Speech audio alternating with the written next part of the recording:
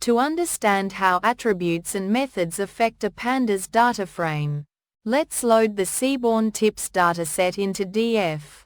df shape returns a tuple, rows, columns, revealing the data frame's dimensions.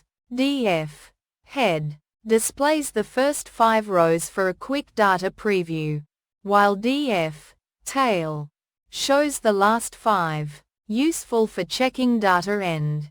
df.info prints a concise summary of the data frame, detailing column dtypes, non-null counts, and memory usage, vital for data quality checks. dtypes lists each column's data type, like object, int64, or float64, clarifying data content per column. describe generates descriptive statistics for numerical columns, providing count, mean, min, max, and quartiles, offering rapid statistical insights.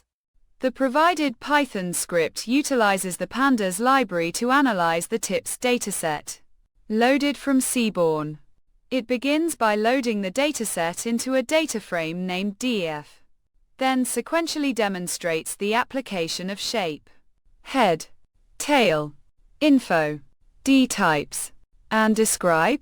Each attribute or method is called and its output is printed to the console, allowing for direct observation of its function. The shape attribute returns a tuple representing the dimensions of the data frame, indicating the number of rows and columns. This attribute provides a high-level overview of the dataset's size without altering its content. Following this, head and tail methods are used to display the first and last few rows of the data frame, respectively. These methods are essential for quickly inspecting the structure and data types of entries at the beginning and end of the dataset, acting as non-transformative views. The info method prints a concise summary of the data frame, including the index type, column data types, count of non-null values, and memory usage. This is invaluable for checking for missing data and understanding memory allocation without modifying the data frame itself. Subsequently, the dtypes attribute returns a series listing the data type of each column, which is critical for ensuring data integrity and preparing for specific analytical operations.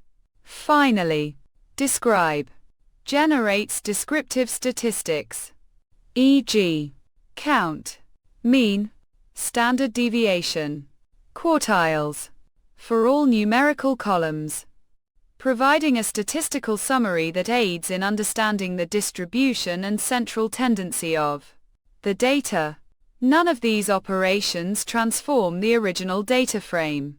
Instead, they provide metadata or statistical summaries that inform subsequent data analysis steps.